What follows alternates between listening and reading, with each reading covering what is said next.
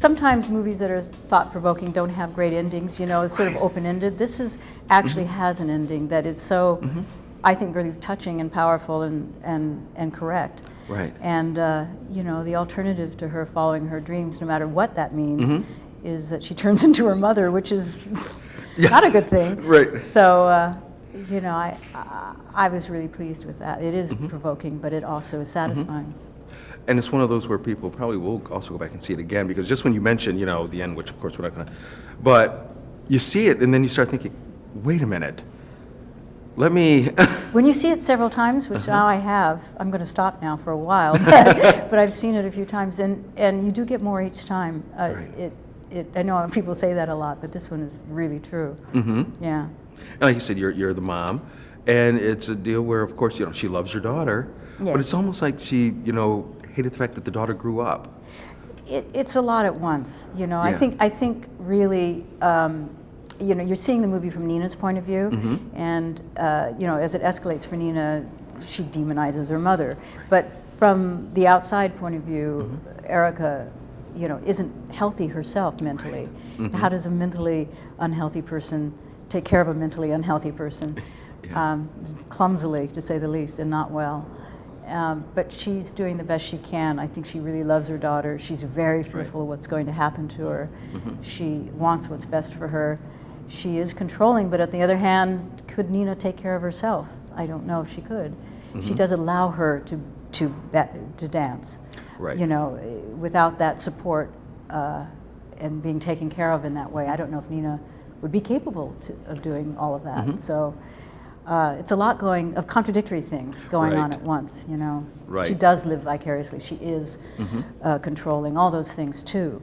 But I think she's very fearful for her. She sees the signs, sees it escalating, wants to stop it. A normal person would go find outside help for her daughter, but it doesn't occur to her. You'll be okay, just stay in your room. Stay in your room. I'll stay in my room and paint pictures of you. And listen to the little music box. Just continuing. Wow. Yeah, because your character, I think it kind of came out that, you know, she was a dancer herself. Yes, you know, in the beginning. So, yeah, like you said, when something happens that way, and it's like, okay, couldn't work for me or whatever. She lives vicariously through her. Yes, she does do that. Definitely. Quite the psychological thriller you guys got going here with Black Swan. Well, that we know from the start. What I didn't know, it's that it would be a horror film too. Oh yeah. Yeah, because you're right. You got to think. You get scared a whole lot. Yeah, it's very scary and pretty sexy too. By the way. Yeah. Now here you are. You're the guy. He's in charge of the ballet company, and of course, you know, man of power can pretty much get what he wants, but he wants to get the most out of his star. Exactly. And you will do whatever you can to get him there. Definitely, well, I think one should be like that in his position, you know, there's no other way. And all the directors, ballet directors that I've met, all like that, I have to say. I think it's a tougher world than the movie industry, really, you know, because the life of a dancer is much shorter, really, in terms of career. And so the clock is ticking, you know, and people don't have time, and most of the dancers very early on, you know, they understand that they will never be a lead, you know, and they still have to be there.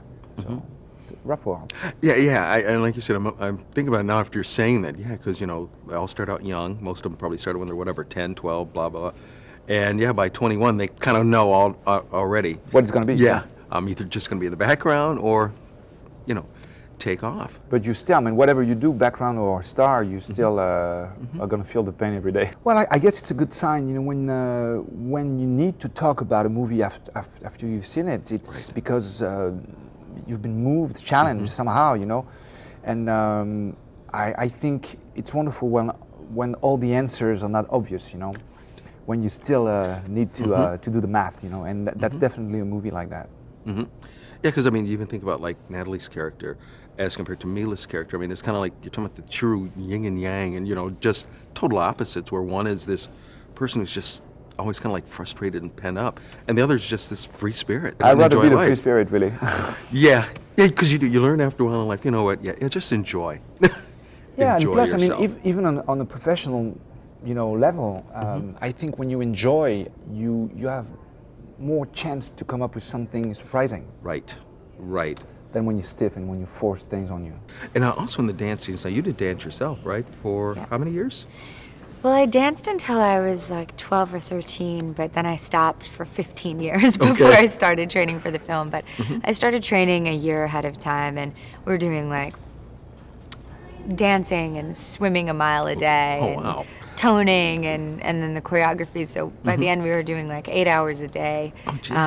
And that was a whole year, so it really gave me a feeling of what it takes to get to that level of dancing, the kind of discipline and willingness to submit to physical pain. Right. Because when we're seeing you dance in the movie, that's you.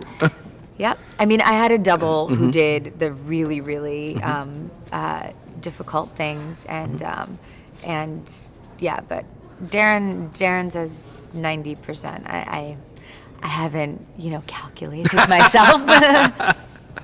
But one thing's for sure, I've been mentioning this to everyone as well. When it got to the end, when the movie was over, everybody was silent. Nobody said anything. You could hear everybody's mind, like trying to calculate. And after we get done for like the next couple of hours, you sit up talking about it. Because honestly, everybody had their own ideas Right. of what they thought, was happening or had happened. Right. And then you see this and it's like, I gotta go see this again. Yeah, absolutely. No, I mean, it's my favorite kind of piece where, everyone has such a different reaction. Right. I mean, the universal thing is, I didn't expect that. Right. Like, that was crazy. Mm-hmm. I mean, it's really bold filmmaking, which, is absolutely to Darren's credit. There's not too many people putting out such bold Right. films.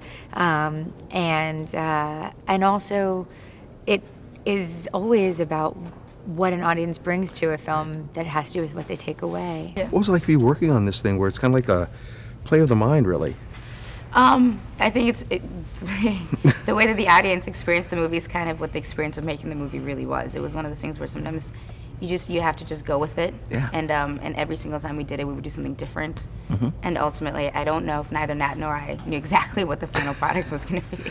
Then what about for you for the dancing? Now, had you done dancing before? Ballet or I mean, anything? I did growing dancing up? when I was like, I like to think I was a great dancer. Oh, Don't yes. get me wrong. When I took my hip hop class, I thought it was fantastic.